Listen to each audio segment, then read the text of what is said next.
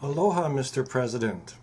Please oppose the Akaka bill, the Hawaiian Government Reorganization Bill S.381 and H.R.862 in the 111th Congress.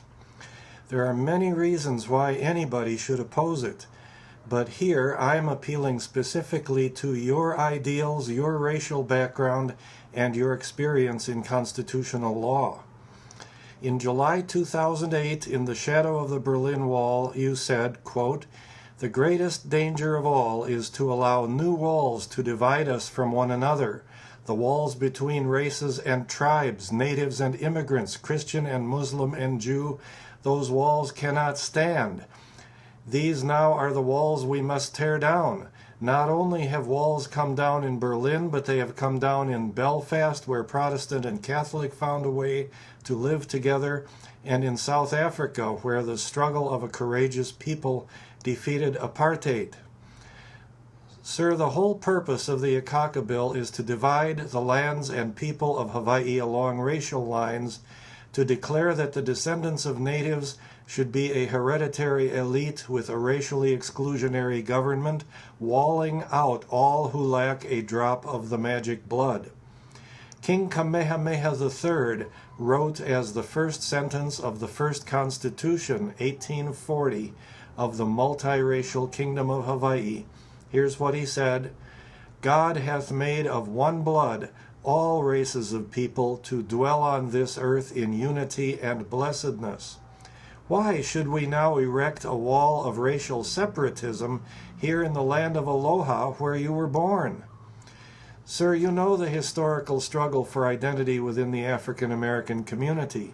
Some leaders advocated racial separatism and portrayed the white man as a devil. Some radicals called for setting aside several southern states for a nation of New Africa. Fortunately, Martin Luther King appealed to people's inner goodness and led America to full integration. During your campaign, the whole nation saw your personal growth in rejecting the outrageously divisive black liberation theology in the rhetoric of a pastor whose church you had belonged to. The Akaka bill would empower demagogues and racial separatists. It is supported primarily by large, wealthy institutions, not by the actual people they claim to represent. Institutions like the $400 million Office of Hawaiian Affairs and the $9 billion Kamehameha Schools seek to entrench their political power with an exemption from the 14th Amendment requirement that all persons be given the equal protection of the laws, regardless of race. Native Hawaiians are rejecting the Akaka bill. After 5 years, untold millions of dollars in advertising, and free t-shirts. Fewer than 1/4 of those eligible have signed up for the Kauinoa Racial Registry. Sadly, if the bill passes, then the separatists will be able to create their tribe, even though a majority of ethnic Hawaiians oppose the idea. And 80% of Hawaii's people, having no native blood, will see our beautiful Hawaii carved up without even asking us.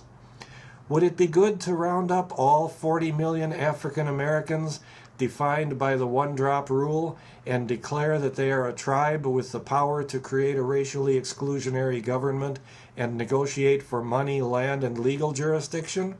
Would that be consistent with the dream of Martin Luther King? Or does it sound more like a nightmare? The racial divisiveness of the Akaka bill would be 50% more devastating for Hawaii than the creation of an African American tribe would be for all of America. That's because the percentage of Hawaii's people who are ethnic Hawaiian, 20%, is 50% larger than the percentage of the U.S. population who are African American. That's 13%. The Akaka tribe would be the largest tribe in America. It might even be the largest tribe in California because there are 65,000 people who have a drop of native blood who live in that state. There are 100,000 more ethnic Hawaiians in the other 48 states who could also open local branches of the Akaka tribe, buy land, put it into federal trust, operate tax-exempt businesses competing with local businesses, and build casinos there. There never was a unified nation of Hawaii that included all the islands and had only ethnic Hawaiians as members and high-ranking leaders. John Young, Englishman, was a leader in the forces of Conqueror Kamehameha the Great. He was appointed governor of Kamehameha's home island. His son was second in rank to Kamehameha II. His granddaughter was Queen Emma, and he is buried with the kings in the royal mausoleum, where his tomb is guarded by a pair of kulo'ulo'u sacred taboo sticks.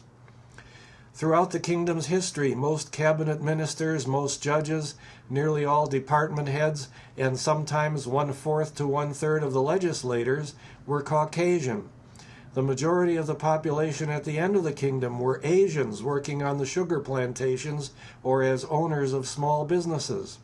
Why then would you support a bill which claims to reorganize a racially exclusionary native government in a place that never had one? Why build a wall of racial separatism when you said in Berlin that your ideal is to tear down such walls? Mr. President, you were a professor of constitutional laws for several years at the University of Chicago.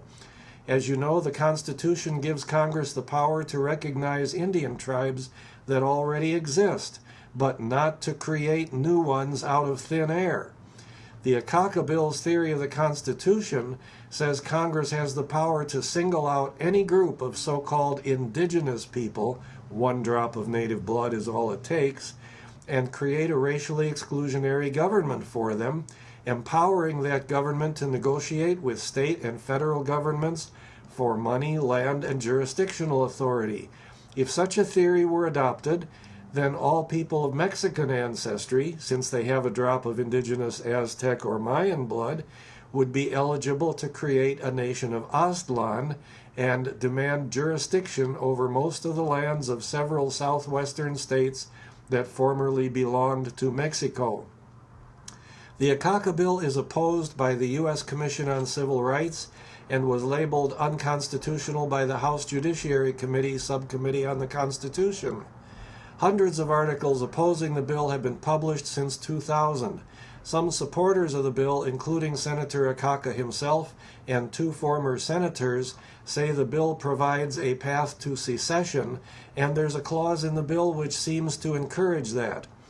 Mr. President, please let the word go out that you oppose the Akaka Bill and will veto it if it dares to soil your desk with its racism.